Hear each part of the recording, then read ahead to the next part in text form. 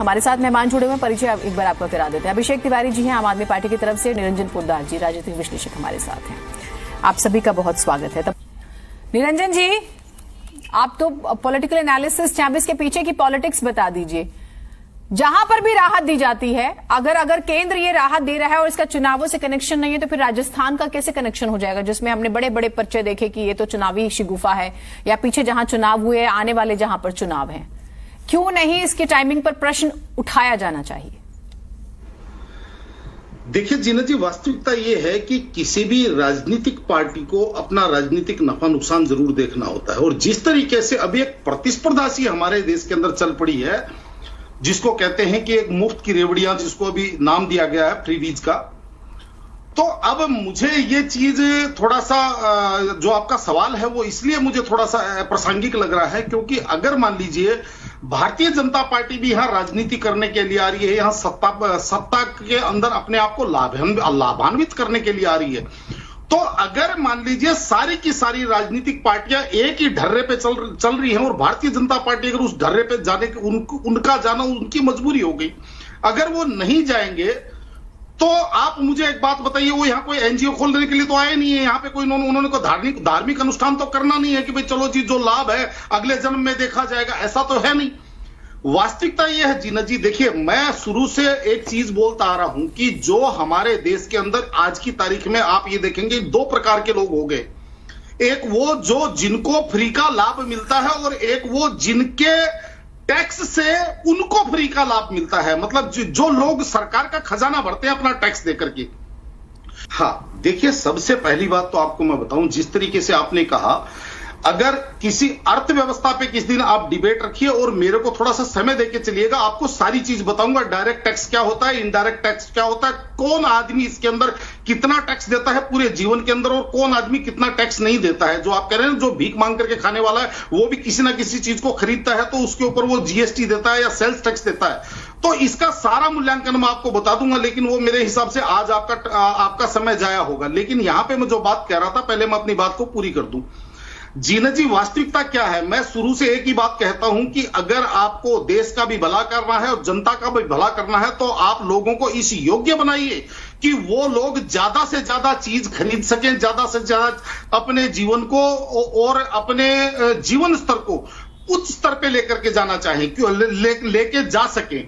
क्योंकि जो हम एक संस्कृति पैदा कर रहे हैं ना, देखिए मैं तो इसके अंदर, चाहे आप भारतीय जनता पार्टी कहिए, कांग्रेस कहिए, तमाम जो राजनीतिक दल हैं, मैं तो इनके अंदर सभी को कह रहा हूं, क्योंकि जैसे मैं आपको अभी कह रहा था कि देखिए दुनिया के अंदर दो प्रकार की वस्तुएं होती है, एक होती है आवश्यकता की वस्तु और एक होती है विलासिता की वस्तु। अगर जैसे लंगर लगाते हैं तो आपने देखा होगा कि लंगर के अंदर खाने की लंगर तो लगाई हुई आपने देखी होगी, कभी टेलीविजन या कोई मोबाइल की लंगर देखिए आपने कि लोग फ्री में लोगों को टेलीविजन और मोबाइल बांट रहे हैं, लोग खाना बांटते हैं, लोग सर्दियों को लेकर के भी तकलीफ महसूस ना करें। आज की तारीख में हिंदुस्तान के अंदर जिनको आप कह रहे हैं कि मुट्ठी भर टैक्स पेयर हैं जीना जी, वो यहां से जयपुर जाते हैं और जयपुर के लिए जब वो अपनी गाड़ी लेके जाते हैं 6,000 का तेल भरवाते हैं, लेकिन 600 रुपए का जब टोल टैक्स देते हैं तो वो भी रोते हैं। ये इंसान की मानसिकता है, उसको 6,000 गाड़ी का तेल उसको नहीं अखरेगा, लेकिन उसको टोल टैक्स अखरेगा, ये इंसान की मानसिकता है। एक चीज और मैं आपको थोड़ा सा यहां पे प्रसंग बताना चाहता हूं। हमारा एक संगठन है जी, और हर मंगलवार को हमारा संगठन, हम लोग आपसी सहयोग से 5 रुपए के अंदर भरपेट भोजन और पौष्टिक भोजन की व्यवस्था करते हैं, और लगभग 1000 से 1200 लोगों को हम अपना भोजन करवाते हैं, जिसको हमने नाम दिया हुआ है जन रसोई। तो अब मैंने आपको क्या कहा कि आवश्यकता की वस्तु, हमने वो जो जन रसोई का प्रोग्राम हमने अपनी आपसी सहमति से, और इसमें कोई सरकार का या किसी भी नहीं, मैं आपसे ये कह रही हूं कि जिस फैसिलिटी के नाम पे पैसे लिए जाते हैं, आप टोल टैक्स का ही जिक्र कर रहे थे, क्या वो वाकई फैसिलिटी मिलती है? इतने सड़क हादसे होते हैं, उसकी जिम्मेदारी तो कोई नहीं लेता। नहीं देखिए, ऐसा है जीना जी, सड़क हादसे दो प्रकार से, दो वजह से होते हैं। एक वजह होती है जहां व्यवस्थाओं की कमी होती है, और एक वजह वो होती है जहां लोगों के अंदर अनुशासन की कमी होती है। अगर मान लीजिए कोई बस वाला या कोई ट्रक वाला कहीं से यू टर्न लेकर के रोंग साइड आ जाए और उसकी वजह से कोई हादसा हो जाए, तो इतनी व्यवस्था तो किसी भी जगह, किसी भी शासन में, किसी भी समय काल में नहीं हो सकती कि हर 500 मीटर के ऊपर कोई पुलिस वाला खड़ा कर दिया जाए, या कोई वहां पे कोई पहरेदार खड़ा कर दिया जाए।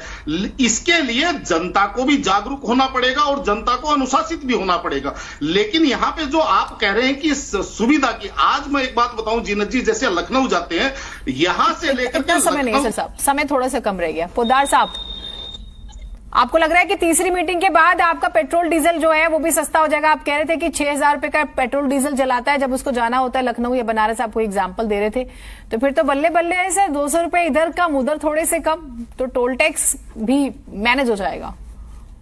देखिए जीनत जी, निश्चित रूप से चुनावी वर्ष है। चुनावी वर्ष में हर सरकारें, आज राजस्थान की सरकार की बात करें तो वो भी अभी पिछले 7-8 महीनों के अंदर उन्होंने सारी की सारी घोषणाएं करी हैं। तो ये चुनावी वर्ष के अंदर सारी सरकारें करती हैं। लेकिन यहाँ पे एक महत्वपूर्ण बात आपको मैं बताता हूं, महंगाई, बेरोजगारी और गरीबी।